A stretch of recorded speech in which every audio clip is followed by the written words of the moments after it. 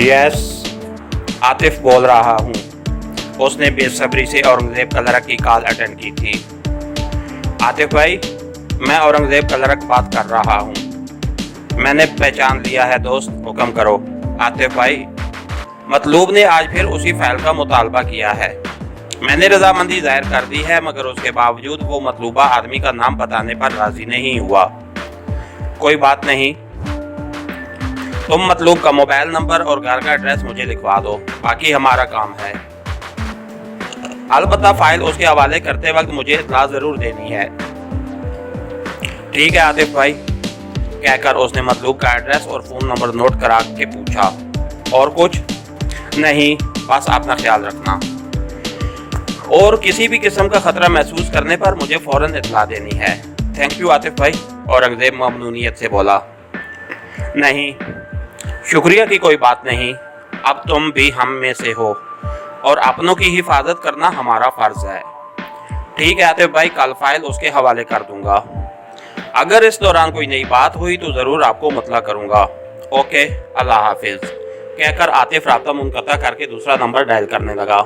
Yes sir, राब्ता होते ही मुअद्दबाना आवाज़ सुनाई दी। इरफान, ये मोबाइल नंबर और एड्रेस नोट करो और अभी से इस नंबर की तमाम कॉलें ट्रेस करनी शुरू कर दो। यस सर, कहकर इरफान ने मोबाइल नंबर और एड्रेस नोट कर दिया। उससे राब्ता मुनक़ता करके आतिफ ने एक और नंबर मिलाया और यस सर के जवाब में बोला, हमीद, इस एड्रेस पर चले जाओ। मतलूब नाम का क्लर्क है, उसकी निगरानी मुकम्मल एहतियात से करनी है।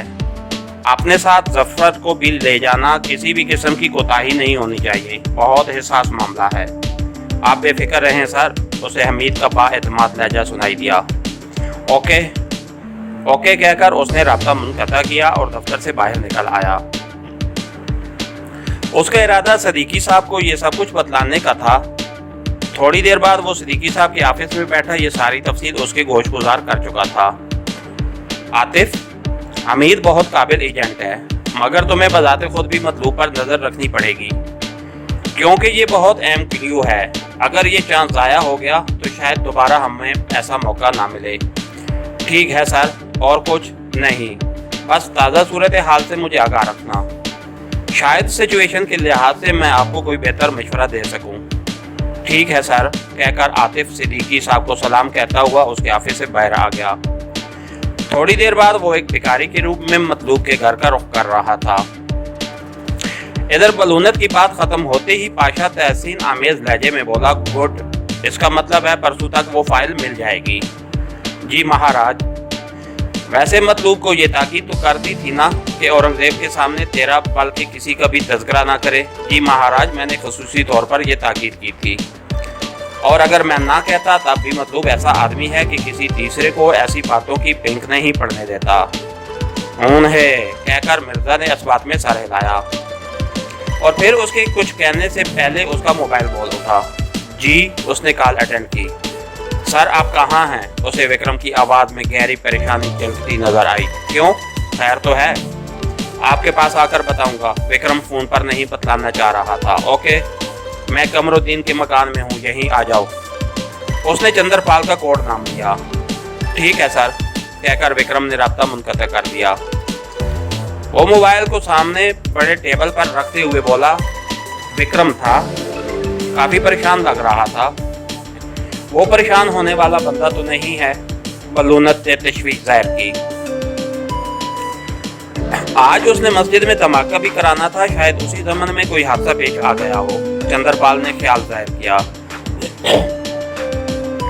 मेरा भी यही गुमान है, बादशाह ने उसकी तायीद की। वो तीनों विक्रम के आने तक उसी के बारे में वे गुफ्तगू रहे।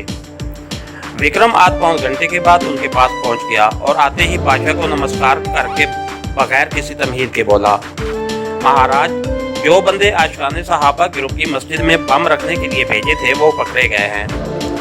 मगर कैसे? मिर्जा का लहजा हैरानी और परेशानी के मिले जुले तसरात लिए हुए था। महाराज, मेरा मंसूबा था कि जुम्मा की अजान से कुछ देर पहले ही किसी मुनासिब जगह पर रिमोट कंट्रोल बम रखवा दिया जाए, क्योंकि बाद में लोगों की आमदोरफ्त की वजह से ये काम मुश्किल हो जाता है। इस मकसद के लिए हमने मस्जिद के खिदमतगार पर नज़र रखी कि जैसे ही वो मस्जिद को जुम्मा की नमाज के लिए तैयार करे, एक बंदा उसे किसी बहाने से मस्जिद से बुलाकर साइड पर ले जाए और दूसरा बंदा मस्जिद में बम रख दे। मेरे बंदों ने ऐसे ही किया और एक आदमी मुअज्जिन को धोखे से मस्जिद से साइड पर ले गया। यूं भी हमने मस्जिद के ताले की पहली से तैयार की हुई डुप्लीकेट चाबी उसके हवाले कर दी थी। वो अपने मकसद में तकरीबन कामयाब हो गया था, मगर हैरानी की बात है कि जैसे ही वो मस्जिद का ताला खोलकर अंदर घुसा तो आदमी मोटरसाइकिल पर सवार आंधी तूफान की तरह गली में नमूदार हुए और मस्जिद में घुसकर उसे गिरफ्तार करते हुए चलते बने, जबकि दूसरे बंदे को उन्हें मुअज्जिन के साथ खतीब मस्जिद के घर की तरफ जाते हुए रास्ते में गिरफ्तार कर लिया था। तो जी ये सब तफसील कहाँ से मालूम हुई? मैं दूर दूर से उनकी निगरानी कर रहा था। बम रिमोट कंट्रोल था। जी महाराज, तुमने ब्लास्ट क्यों नहीं किया जबकि तुम देख चुका था कि तुम्हारा बंदा गिरफ्तार हो चुका है? महाराज, पहले तो मुझे समझ ही नहीं आई और जिस वक्त वो हमारे बंदे को खींचकर मस्जिद से बाहर लाए उस वक्त मैंने ब्लास्ट करने की कोशिश की, लेकिन उस वक्त तक वो बम को नकारा कर चुके थे। दोनों पक्के मेंबर थे? नहीं महाराज, आरती थे। दोनों बेरोजगार थे और इससे पहले भी एक दफा हमारे लिए काम कर चुके थे। तंजीम के कितने अफराद से वाकिफ थे? सिर्फ महावीर को जानते थे, क्योंकि दोनों मर्तबा उनको हायर करने वाला वो ही था।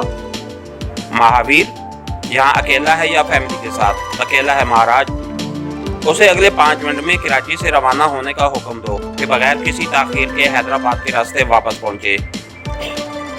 जी महाराज।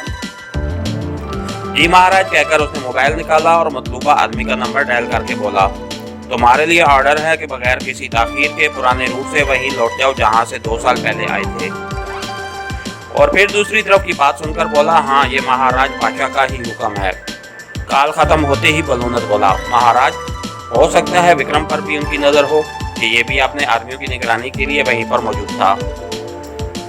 नहीं, ऐसा नहीं है, क्योंकि ऐसी सूरत में वो इसको भी गिरफ्तार कर देते। पाशा ने बलूनत की राय से इत्तेफाक नहीं किया था। सर, एक तो मैं मोहतात था और दूसरा वो दोनों भी मुझे नहीं जानते थे। विक्रम ने जल्दी से सफाई पेश की। यहाँ का रुख करते वक्त ताक़ुब का ख्याल रखा था। बलूनत उसकी सफाई से मुतमिन नहीं हुआ। ये तो मेरा मामूल है सर। महाराज, उनकी निगरानी के अंदेशे को नज़रअंदाज नहीं किया जा सकता। बलूनत पाशा से मुखातिब था तो फिर पाशा मुस्तफसर हुआ, तो फिर हमें फिलफौर यहाँ से गायब हो जाना चाहिए। बलूनत, तेरी तशवीश बजा है, मगर ये भी हकीकत है कि मुझे विक्रम पर बहुत ज़्यादा एतमाद है। अगर उसे थोड़ी सी भी गलती हुई होती तो ये लाजमन बता देता। इसके अलावा अगर तुम गौर करो तो आसानी से समझ लोगे कि इन दोनों जवानों के गिरफ्तार होने की वजह यह है कि उस मस्जिद की सख्ती से निगरानी हो रही थी। इसलिए जो भी मशकूक शख्स मस्जिद या मस्जिद से मुतल्लिक किसी भी शख्स के करीब जाता उसने पकड़ा जाना था, जबकि विक्रम से इस किस्म की कोई हरकत सरजद नहीं हुई। इसलिए यह लामहला महफूज है। ठीक है महाराज। बलूनत मुतमईन हो गया। मुझे भी विक्रम पर भरोसा है। मैं तो बस एहतियात के तौर पर यह मशवरा दे रहा था। विक्रम, अब तुम जाओ और चंद दिन के लिए तमाम कार्रवाइयाँ मौखर कर दो। ठीक है महाराज कहकर विक्रम खड़ा हुआ और पाशा को नमस्कार करते हुए वहां से रुखसत हो गया। उसके कमरे से निकलते ही पाशा बलूनत से मुखातिब हुआ। बलूनत, तूने भी मोहतात रहना है। बेहतर तो यही था कि तुम मतलूब से बराह रास्त मिलने की बजाय किसी दूसरे आदमी को उसके पास भेजते और खुद उसकी निगरानी करते। लेकिन अब चूंकि तुम बराह रास्त उससे मिल चुके हो, इसलिए दोबारा भी खुद ही जाना। महाराज, उसके बारे आपसे मशवरा किया तो था। हाँ, इस वक्त मेरा ध्यान नहीं गया। खैर, कोई बात नहीं। जहाँ तक मेरा अंदाज़ा है तो मतलूब फ़िलहाल एजेंसी की नज़र में नहीं आया। बहरहाल अब तुम जाओ और इस दौरान जब तक मतलूब से तुम्हारी मुलाकात नहीं हो जाती उसकी निगरानी कराते रहना। और पाशा की ये बात मीटिंग के ख़त्म होने का ऐलान था। इसके साथ ही हमारी आज के एपिसोड का इख्तिताम हुआ। कहानीगर चैनल को सब्सक्राइब कीजिए, लाइक कीजिए और बेल आइकन को प्रेस कर दीजिए ताकि हर आने वाली नई वीडियो आप तक बर वक्त पहुँच सके। शुक्रिया।